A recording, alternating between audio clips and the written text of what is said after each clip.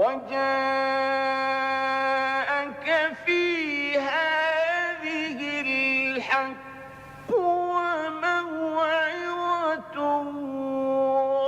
وذكرى للمؤمنين.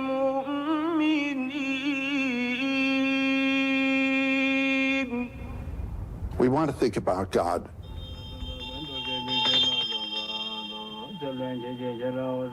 God is a thought. God is an idea. But its reference is to something that transcends all thinking. I mean, he's beyond being, beyond the category of being and non-being. Is he or is he not? Neither is nor is not.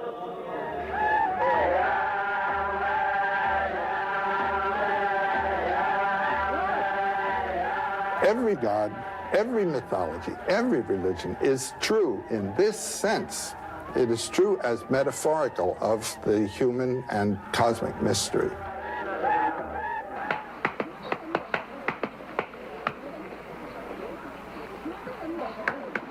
He who thinks he knows doesn't know. He who knows that he doesn't know, knows.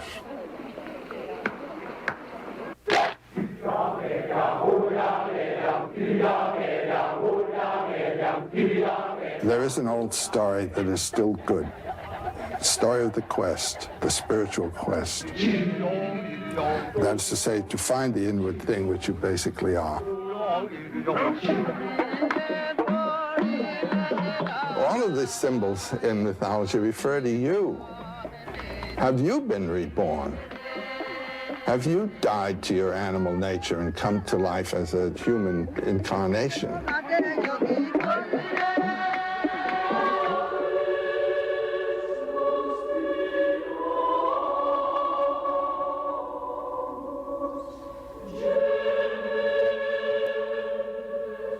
You are God in your deepest identity.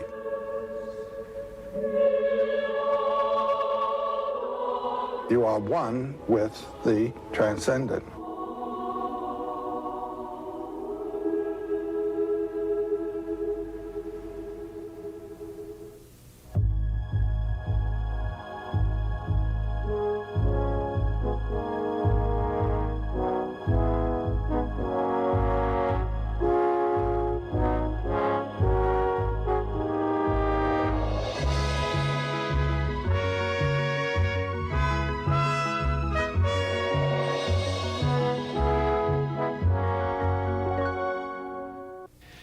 The images of God are many. Joseph Campbell called them the masks of eternity and said they both cover and reveal the face of glory.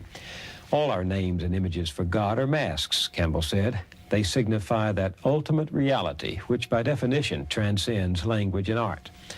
A myth is a mask of God too, a metaphor for what lies behind the visible world. As teacher, scholar, and writer, Joseph Campbell spent his life in the study of comparative religion. He wanted to know what it means that God assumes such different masks in different cultures. We go east of Suez and see people dancing before a bewildering array of fantastic gods. When those people come here, well, Campbell told the story of the young Hindu who called on him in New York and said, "When I visit a foreign country, I like to acquaint myself with its religion. So I bought myself a Bible, and for some months now I've been reading it from the beginning. But you know, I can't find any religion in it." Campbell, who became president of the American Society for the Study of Religion, was at home in the sacred scriptures of all the world's great faiths.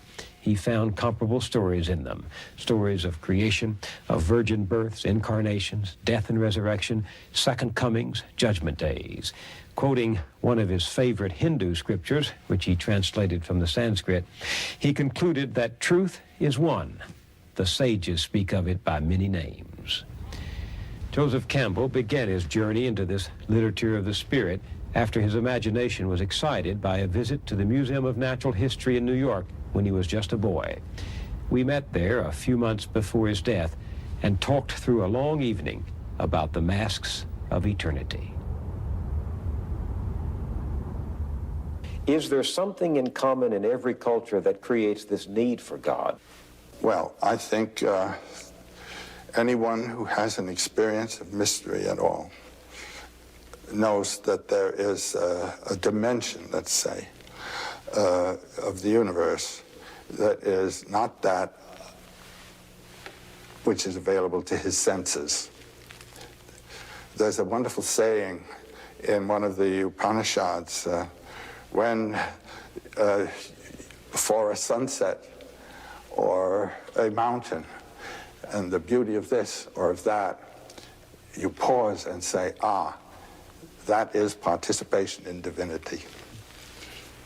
And I think that's what it is. It's the realization of wonder and also the experience of tremendous power, which people, of course, living in the world of nature are experiencing all the time. You know, there's something there that's much bigger than the human dimension. And our way of thinking in the West largely is that God is the source of the energy. The way in most Oriental thinking, and I think in most what we call primitive thinking also, is that God is a manifestation of the energy, not its source. That God is the vehicle of the energy. And the level of energy that is involved or represented determines the character of the God. There are gods of violence, there are gods of compassion, there are gods that unite the two, there are gods that are the protectors of kings in their war campaigns. These are personifications of the energy that's in play. And what the source of the energy is, what's the source of the energy of these lights around us? I mean, this is a total mystery. Doesn't this make of faith and anarchy a sort of continuing war among principalities? As life is, yes. I mean, even in your mind, when it comes to do anything, there will be a war, a decision as to priorities, what you're to do now. Or in relationship to other people, there will be 4 or 5 possibilities of my way of action.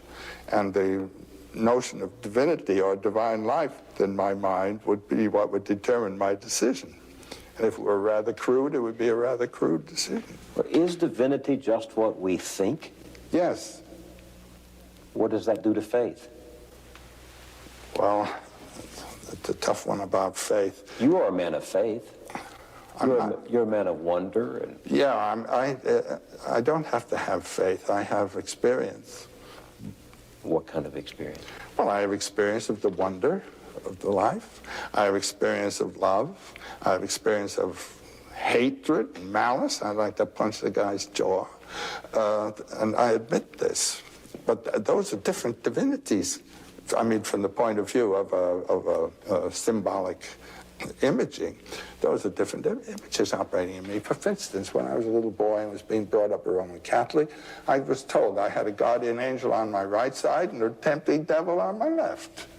And when it came to making a decision of what I would do, the decision would depend on which one had most influence on me.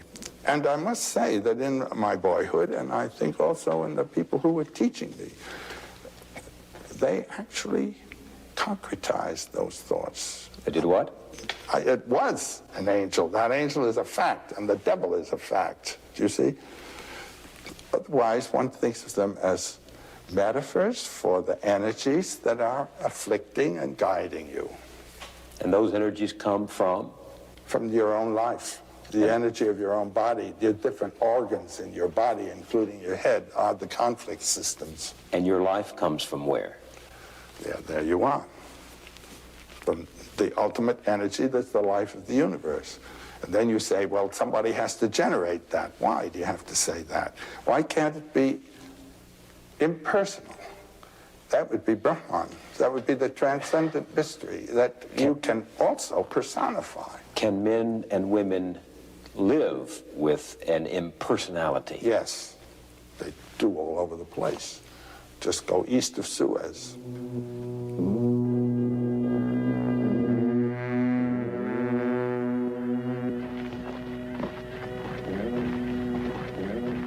In the East, the gods are much more elemental. Elemental? Elemental, less human and more like the powers of nature.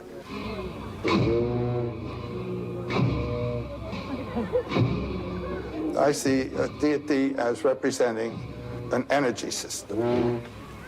And part of the energy system is the human energy systems of love and malice, hate, benevolence, compassion.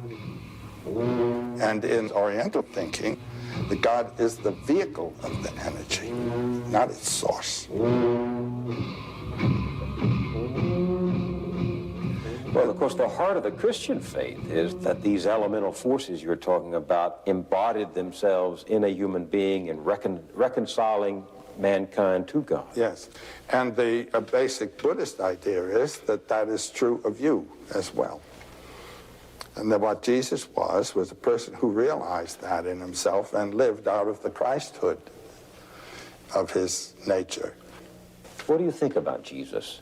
We just don't know Jesus. All we know are 4 contradictory texts that tell us what he did. Written many years after he lived. But I think we know what Jesus said. I think the sayings of Jesus are probably pretty close. But when you read the Thomas Gospel, the Gospel according to Thomas, which was dug up there in that, with those other Gnostic texts, it has all the flavor of one of the synoptics, Matthew, Mark, or Luke, except that it doesn't say quite the same thing. There's one wonderful passage, it's the last one in the Gospel, actually. When will the kingdom come? Now, in Mark 13, I think it is, we hear that the end of the world is going to come. That's to say, a mythological image, that's the end of the world, is taken as a reference to an actual physical historical fact to be.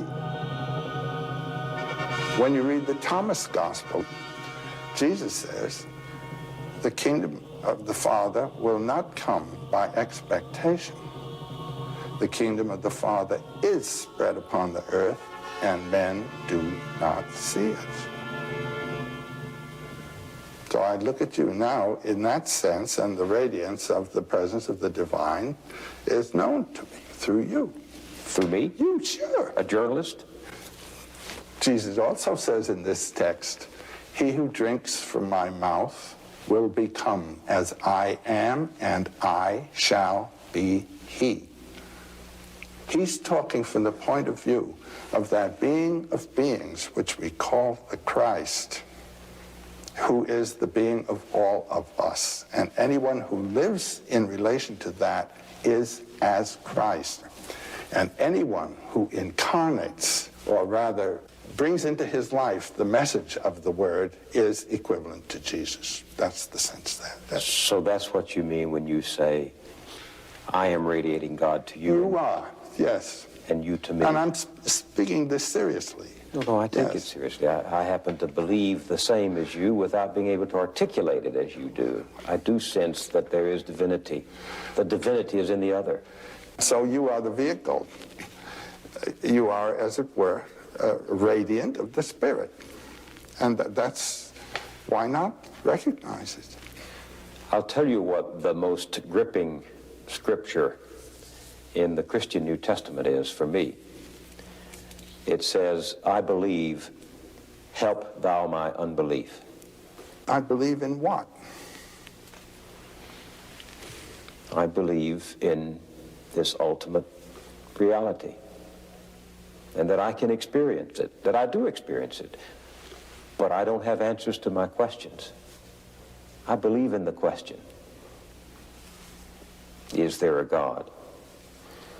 I had a very amusing experience, which it might be well worth telling. I was in the New York Athletic Club swimming pool, and you know you don't wear your collar this way or that way when you're in a swimming pool. And I was introduced to a priest. This is Father so-and-so. This is Joseph Campbell. I'm a professor. He's a professor at one of our Catholic universities. So after I'd had my swim, I came and sat down beside, in what we call, you know, the horizontal athlete situation. And the priest is beside me. And he said, Mr. Campbell, are you a priest? I said, no, Father. He said, are you a Catholic? I said, I was, Father. He said, and now he had the sense to ask it this way, do you believe in a personal God? I said, no, Father. And he said, well, I suppose there is no way to prove by logic the existence of a personal God. And I said, if there were, Father, what would be the value of faith? Well, Mr. Campbell, it's nice to have met you, and he was off. I really felt I'd done a jiu-jitsu trick there. But that was a very illuminating conversation to me. The fact that he asked, do you believe in a personal God? That meant that he also recognized the possibility of the Brahman, of the transcendent energy. Well, then what is religion? Well, the word religion means religio, linking back the phenomenal person to a source. If we say it is the one life in both of us, then my separate life has been linked to the one life, religio, linked back. And this becomes symbolized in the images of religion, which represent that connecting link. Your friend Jung, the great psychologist, says that the most powerful religious symbol is the circle. He says the circle is one of the great primordial images of mankind, that in considering the symbol of the circle, we are analyzing the self. And I find you in your own work throughout the course of your life coming across the circle, whether it's in the magical designs the world over, whether it's in the architecture, both ancient and modern, whether it's in the dome-shaped temples of India, or the calendar stones of the Aztecs, or the ancient Chinese bronze shields, or the visions of the Old Testament prophet Ezekiel, whom you talk about, the wheel in the sky. You keep coming across this image. Yeah, it's an ever-present thing. It's the center from which you've come, back to which you go. I remember reading in a book about the American Indians called The Indian Book by Natalie Curtis. It was published around 1904. Her conversation with a chief. I think he was a chief of the Pawnee tribe. And among the things he said was, when we pitch camp, we pitch a camp in a circle.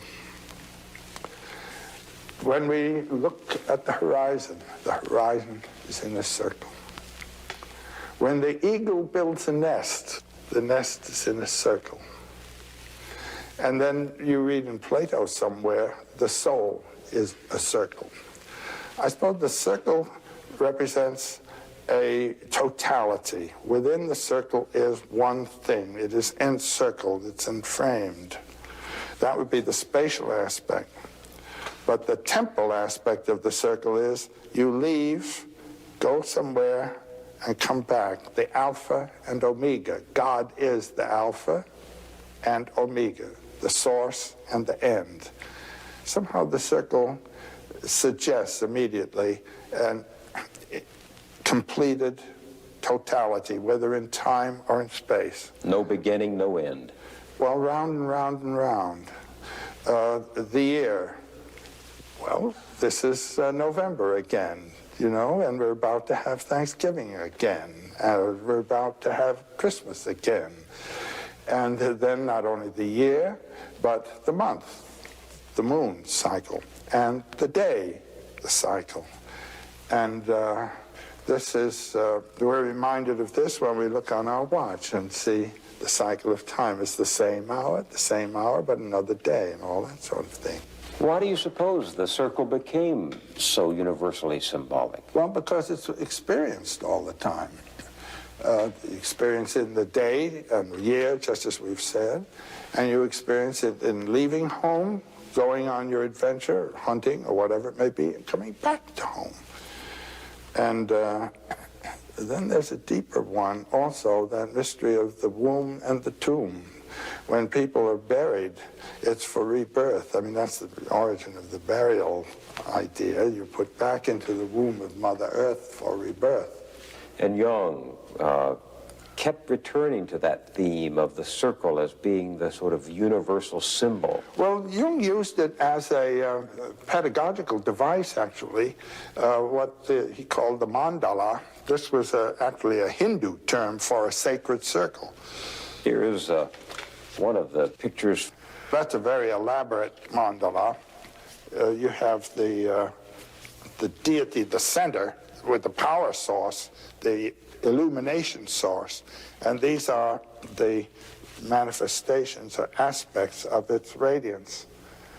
But in working out a mandala for oneself, what one does is draw a circle and then think of the different impulse systems in your life, the different value systems in your life, and try then to compose them and find what a center is. It's a kind of discipline for pulling all those scattered aspects of your life together, finding a center and ordering yourself to it.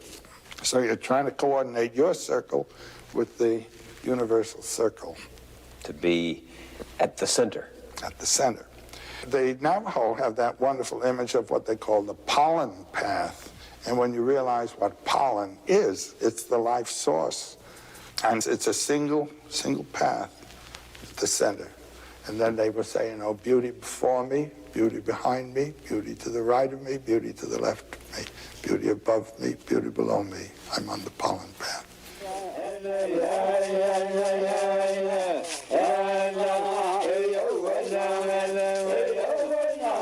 So the little cosmos of one's own life and the macrocosm of the world's life are in some way to be coordinated. Well, for instance, among the Navajo Indians, healing ceremonies were conducted by way of sand paintings, which are mostly mandalas, on the ground, and then the person who is to be treated moves into the mandala. There will be a mythological context that he will be identifying with, and he identifies himself with that power. And this idea of sand painting with mandalas and used for meditation purposes appears also in Tibet. In the great tantric monasteries outside of Lhasa, for instance, Gyuto, they practiced sand painting, cosmic images and so forth, indicating the forces of the spiritual powers that operate in our lives. Now, what do you make of that in two very different cultures, the same imagery emerges? Yes. Well, there are only two ways to explain it, and one is by diffusion, that an influence came from there to here, and the other is by separate development. And when you have the idea of separate development, this speaks for certain powers in the psyche which are common to all mankind. Otherwise, you couldn't have, and to the detail, the correspondences can be identified. It's astonishing when one studies these things in depth, the degree to which the agreements go between totally separated cultures. Which says something about the commonality of the species, doesn't it? Well, yes. That was Carl Jung's idea, which he calls the archetypes of the collective unconscious. What do you mean by archetype? An archetype is a constant form, a basic fundamental form which appears in the works of that person over there and this person over here without connection. And they are expressions of the structure of the human psyche. So if you find in a variety of cultures, each one telling the story of creation, or the story of a virgin birth, or the story of a Savior who comes and dies and is resurrected, you're saying something about what is inside us and the need to understand. That's right. One can say that the images of myth are reflections of spiritual and depth potentialities of every one of us. And that through contemplating those, we evoke those powers in our own lives to operate through ourselves. There was a very important anthropologist, he's the one with whom my works begin, you might say, my studies, Bastian in Germany, end of the last century and first part of this. He was a world traveler and recognized very soon that there were certain motifs that appeared in all of the religions and all the mythologies of the world. Such an idea, for example, as a spiritual power. That's an archetypal image that appears everywhere. And he called these elementary ideas. But they appear in very different forms in different provinces and at different times. And those different forms or costumes he called ethnic or folk ideas. But within the ethnic idea is the elementary idea. And it is those elementary ideas that Carl Jung then began studying and called archetypes of the unconscious. When you say elementary idea, they seem to come from up here. When you say archetypes of the unconscious, they come from up here. And they appear in our dreams as well as in the myths.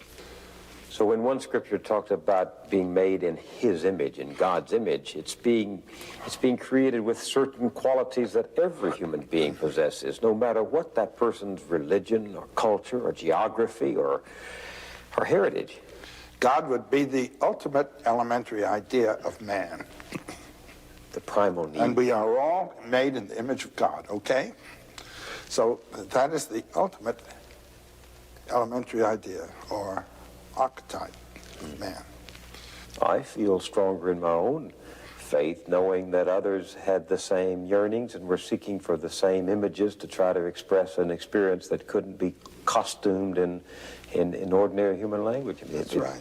I feel much more kinship with all those who follow other ways, because this is why clowns are good in religions, because they showed that the image is not a fact, but it's a reflex of some kind. So does this help explain the trickster gods that show up? Very much that, yes. Some of the best trickster stories are associated with our American Indian tales. Now, these figures are clown-like figures, and yet they are the creator god at the same time very often. And this makes the point, I am not the ultimate image, I am transparent to something through me, through my funny form, and mocking it and turning it into a grotesque action. You really get the sense, which if I had been a big sober presence, you get stuck with the image. There's a wonderful story in some African tradition of the god who's walking down the road, and the god has on a hat that is colored red on one side and blue on the other side. So when the farmers in the field go in to the village in the evening, they said, "Did you see that fellow, that god with the blue hat?" And the others said, "No, he had a red hat on," and they get into a fight. He even makes it worse by first walking along this direction, then turning around, turning his hat around so that again, it'll be red and black or whatever it is. And then when these two chaps fight and are brought before the king or chief for judgment, this fellow appears and he says, "It's my fault, I did it. Spreading strife is my greatest joy." And there's a truth in that. There sure is, yes. Which is? No matter what system of thought you have, it can't possibly include boundless life. And when you think everything's just that way, trickster comes in, it all blows, and you get the becoming thing again. Now, Jung has a wonderful saying somewhere. Religion is a defense against a religious experience. Well, you have to explain that. Well, that means it has reduced the whole thing to concepts and ideas. And having the concept and idea short circuits the transcendent experience. The experience of deep mystery is what one has to regard as the ultimate religious experience. Well, there are many Christians who believe that to find out who Jesus is, you have to go past the Christian faith, past the Christian doctrine, past the Christian church. And I know that's heresy to a lot of people. But Well, you have to go past the image of Jesus. The image of God becomes the final obstruction. Your God is your ultimate barrier. This is basic Hinduism, basic Buddhism. You know, the idea of the ascent of the spirit through the centers, the chakras as they're called, or lotuses, the different centers of experience, the animal experiences of hunger and greed, or just the zeal of reproduction, or the physical mastery of one kind or another. These are all stages of power. But then when the center of the heart is reached, and the sense of compassion on another person, mercy and participation, and I and you are in some sense of the same being. This is what marriage is based on. There's a whole new stage of life experience opens up with the opening of the heart. And this is what's called the virgin birth, actually, the birth of a spiritual life in what formerly was simply a human animal, living for the animal aims of health, progeny, wealth, and a little fun. But now you come to something else, to participate in this sense of accord with another, or accord with some principle that has lodged in your mind as a good to be identified with. Then a whole new life comes, and this is, in Oriental thinking, the awakening of the religious experience. And then this can go on even to the quest for the experience of the ultimate mystery. Now, this ultimate mystery can be experienced in two senses. One, without form, and the other with form. And in this Oriental thinking, you experience God with form here. This is heaven. That's the identification with your own being, because that which God refers to is the ultimate mystery of being, which is the mystery of your being as well as of the world. So this is it. how do you explain what the psychologist Maslow calls peak experiences and what your friend James Joyce called epiphanies? I love that word, epiphany. Oh, well, they're not quite the same. I But, know. The peak experience, it refers to actual moments of your life when you feel that this has told you something. Something has come through in your experience of your relationship to the harmony of being. It can come, my peak experiences, I mean, the ones that I knew were peak experiences after I had them all came in athletics. Which was the Everest of your experience? Yeah, well... Which one was it? Was when you were running at Columbia? Yes, of course. And I ran a couple of races that were just beautiful. And the whole race, I knew I was going to win, and there was no reason for me to know I was going to win because I was touched off anchor in a relay with the first man 30 yards ahead of me. And I just knew it was the peak experience. Nobody could beat me today. That's a kind of being in full form and really doing it. I don't think I've ever done anything in my life as competently as I ran those two races. And those, consequently, were the experience of really being at my full and doing perfect job. I don't think I've ever had anything like that quite, that I really came up to anything quite that way.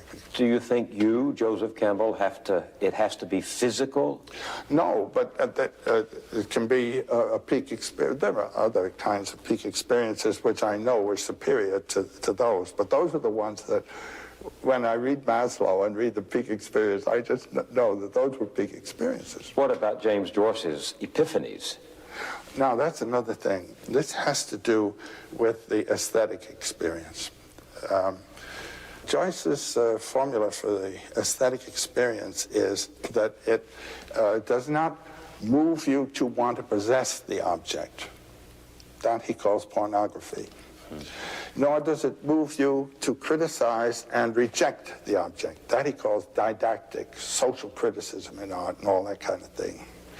It is beholding the object. And he says you put a frame around it and see it as one thing. And then seeing it as one thing, you become aware of the relationship of part to part, the part to the whole, and the whole to the parts. This is the essential aesthetic factor, rhythm, the rhythmic relationships. And when a fortunate rhythm has been struck by the artist, there is a radiance. That's the epiphany. And that is what would be the Christ coming through. Do you understand what I'm saying? The face of the saint beholding God. And it doesn't matter who it is. I mean, you could take someone who you would think of as being a monster. That is an ethical judgment on the life. And this is transcendental ethics, no didactic here. See, that's where I would disagree with you, because it seems to me in order to experience the epiphany, that which you behold but do not want to possess must be beautiful in some way. And a moment ago when you talked about your peak experience, running, you said it was beautiful. Yeah. Beautiful is an aesthetic word. That's right. And how can you behold a monster? I tell you, there's another emotion associated with art, which is not of the beautiful, but of the sublime. And what we call monsters can be seen as sublime. And they represent powers too great for the mere forms of life to survive. Prodigious expanse of space is sublime. This is the thing that the Buddhists know how to achieve in their temples.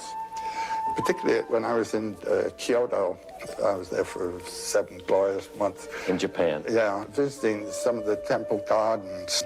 They are so designed that you're experiencing something here, and then you break past the screen and a whole new horizon opens out. And somehow with the diminishment of your own ego, the consciousness expands. This is the experience of the sublime. Another experience of the sublime is not of tremendous space, but of tremendous energy and power. And I have known a couple of people who were in Central Europe during the saturation bombings that were conducted over those cities. And there is you just have the experience of the sublime there. I once interviewed a veteran of the Second World War, and I was talking to him about his experience at the Battle of the Bulge with the assault of the Germans about to succeed. And I said, well, as you look back on it, what was it? And he said, it was sublime. And so the monster comes through there. What do you mean by monster? Well, by a monster, I mean someone who breaks all of your standards for harmony and for ethical conduct. Is there a story in mythology that illustrates the sublime in the monster? Well, the god of the end of the world, Vishnu at the end of the world, is a monster. I mean, good night. He's destroying the world, first with fire, and then with the torrential flood that drowns out the fire and everything else, and nothing's left but ash. The whole universe has been wiped out. That's God. Well, the Christian millennialists talk of the rapture. Well, read chapter 13 in Mark. Which says? That's the end of the world. You see, these are experiences that go past ethical judgment. The ethics is wiped out. Our religions, with the accent on the human, as I mentioned a little while ago, also stress the ethical. Yeah. God is good. God is horrific. The end of the world. There's an Arab saying that I read somewhere in the Arabian Nights of the angel of death. When the angel of death comes, it is terrible. When he has reached you, it is bliss. Now, in the Buddhist systems, particularly as we get them from Tibet, the Buddhas appear in 2 aspects. There's the peaceful aspect, and there is the wrathful aspect of the deity. Now, if you're clinging to your ego and its little world and hanging on, and the deity wants to open you, the wrathful aspect comes. It seems to you terrible. But if you are open, and open enough, then that same deity would be experienced as bliss. Well, Jesus talked bringing a sword, and I don't believe he meant that in terms of using it against your fellow, but he meant it in terms of opening the ego. I came to cut you free from the binding ego of your own self-centeredness. This is what's known in Sanskrit as viveka, discrimination. And there is a Buddha figure called Manjushri, who's shown with a flaming sword over his head. Yes. And what is the sword for? It's to distinguish the merely temporal from the eternal. It's the sword that distinguishes that which is enduring from that which is merely passing. The tick, tick, tick of time shuts out eternity. And we live in the field of time. But what is living in the field of time is an eternal principle that's inflected this way. What's the eternal principle? Brahman. Which is? Well, we call it God, but that personifies it, you see. It is the experience of the eternity. Yeah. The experience of the eternal. As what you are. Yes. I would say. That whatever eternity is here right now. Or nowhere else. Or everywhere else. If you don't experience it now, you're never going to get it. Because when you get to heaven, that's not eternal, that's just everlasting. Heaven lasts a long time. It's not eternal, it's everlasting. Well, I don't follow that now. The eternal is beyond time. The concept of time shuts out eternity. Time is our invention. Our experience, yeah. But the ultimate, unqualified mystery is beyond human experience. It becomes inflected. As they say, there is a condescension on the part of the infinite to the mind of man, and that is what looks like God.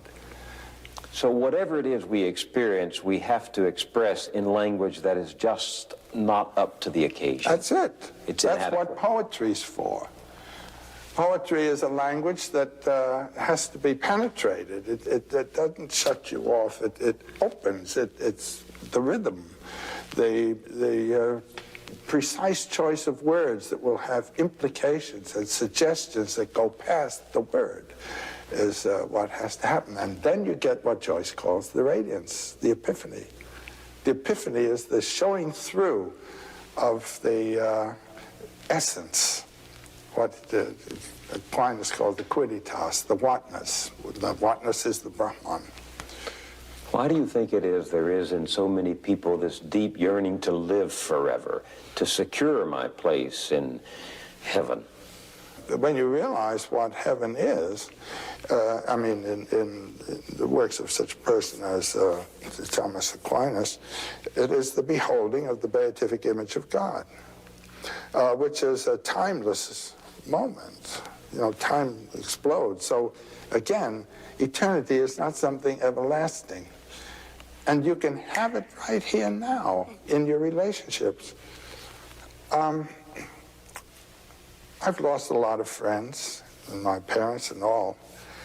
And a realization that has come to me very, very keenly is that I haven't lost them.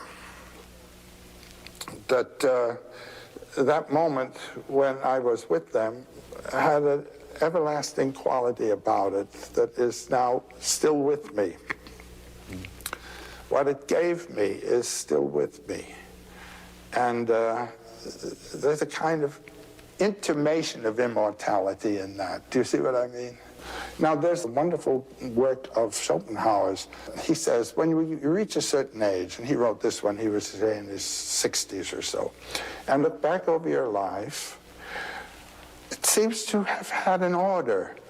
It seems to have had been composed by someone. And those events that, when they occurred, seemed merely accidental and occasional and just something that happened, turn out to be the main elements in a consistent plot.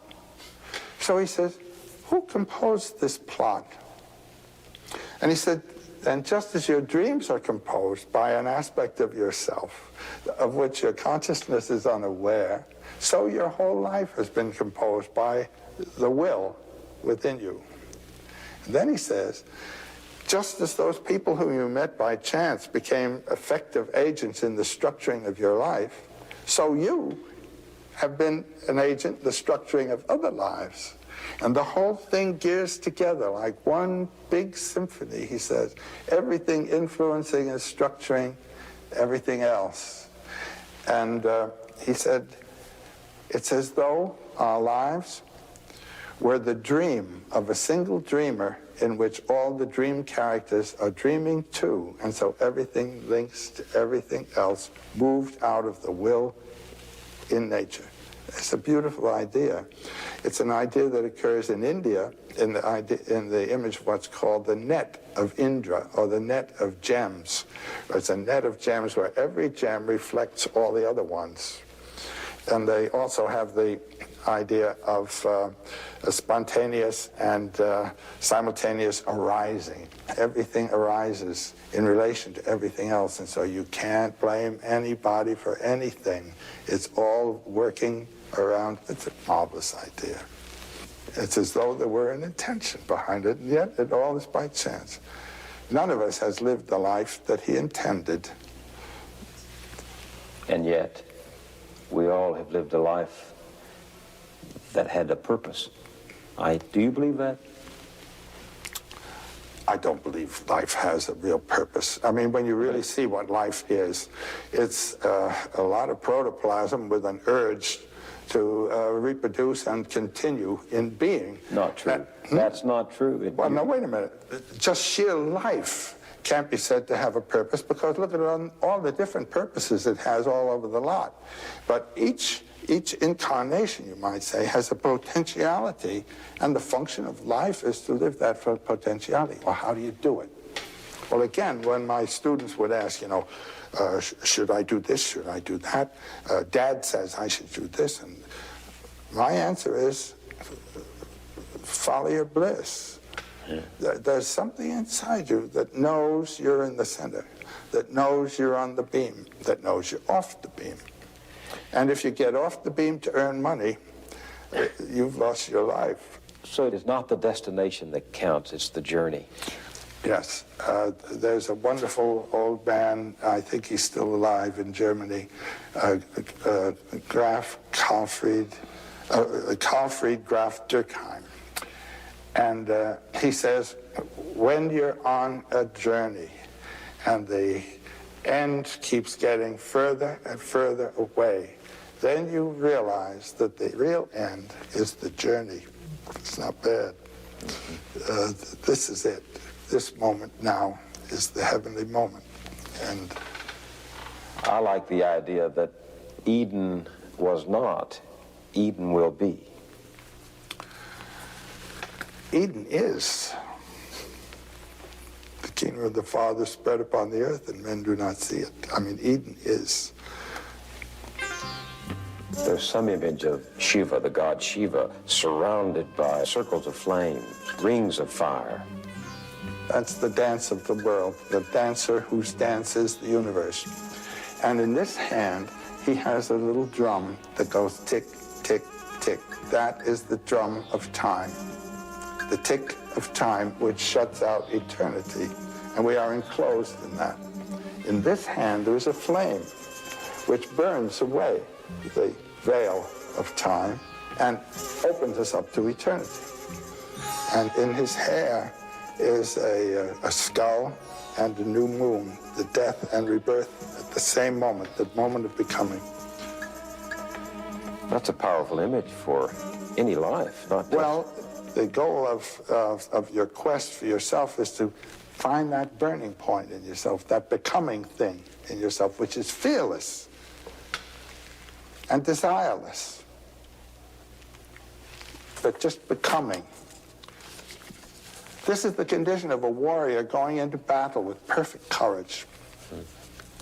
That's life in movement. A plant growing, I think of grass, you know. Every 2 weeks, a chap comes out with a lawnmower and cuts it down. Suppose the grass would say, well, for Pete's sake, what's the use? It's the coming into being, that's it. And that's the life point in you. And that's what these myths are concerned to communicate to you. Well, I've always interpreted that powerful, mysterious statement, the Word was made flesh, as this eternal principle finding itself in the human journey, yes, the human experience. Now, I don't know what the Word is, and I don't even know what flesh is, but I know that there is that experience of epiphany when you meet what you don't know and understand it. Yeah, and you can find it in yourself, too, the Word in yourself. Where do you find it if you don't find it in yourself? Well, right. Goethe says, all things are metaphors. Alles Vergängliche ist nur ein Gleichnis. Everything that's transitory is but a metaphorical reference. That's what we all are. And to see the Word, we're getting back to that, your radiance that we spoke of before comes out here again now. But how does one worship a metaphor, love a metaphor, die for a metaphor? Well, that's what people are doing all over the place. That's what people are doing all over the place. Dying for metaphors. And when you really realize the sound Om, the sound of the mystery of the Word everywhere, then you don't have to go out and die for anything, because it's right there all around. And just sit still and see it and experience it and know it. Explain Om. That's the first time you've used that. Well, Om is a word that, what can we say, represents to our ears that sound of the energy of the universe, of which all things are manifestations. And Om, it's a wonderful word. It's written A-U-M. You start in the back of the mouth, ah, and then oo, you fill the mouth, and closes at the mouth. And when you pronounce this properly, all vowel sounds are in that pronunciation. And consonants are regarded simply as interruptions of Om. And all words are thus fragments of Om, as all images are fragments of the form of forms of which all things are just reflections. And so Om is a symbol, a symbolic sound that puts you in touch with that throbbing being that is the universe.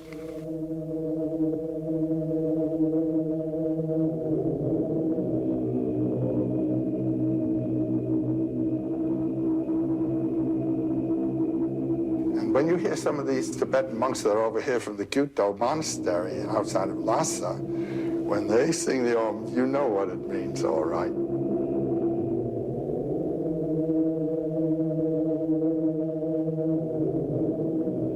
That's the zoom of being in the world.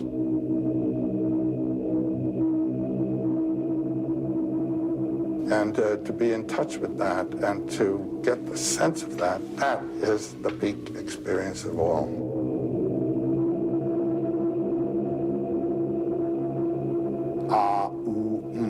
The birth, the coming into being, and the dissolution, the cycle of that. And this is called the four-element syllable. What is the fourth element? Ah, oo, and the silence out of which it comes, and back into which it goes, and which underlies it. Now, my life is the ah, oo, but there is a silence that underlies it, and that is what we would call the immortal. This is the mortal, and that's the immortal, and there wouldn't be this if there weren't that. The meaning is essentially wordless. Yes. Well, words are always qualifications and limitations. And yet, Joe, all we puny human beings are left with is this miserable language, beautiful though it is, that falls short of trying to describe. That's right. And that's why it's a peak experience to break past all that every now and then, to realize, oh, ah. I think so.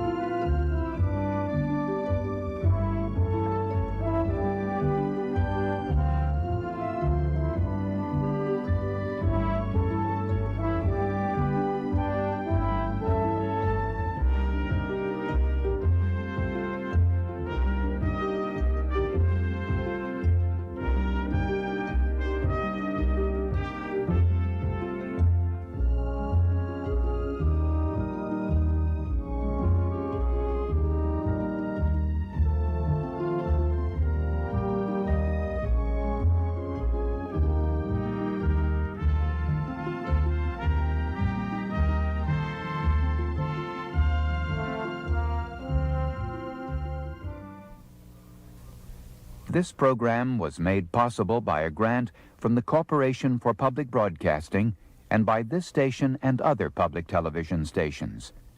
Additional funding was provided by the John D. and Catherine T. MacArthur Foundation.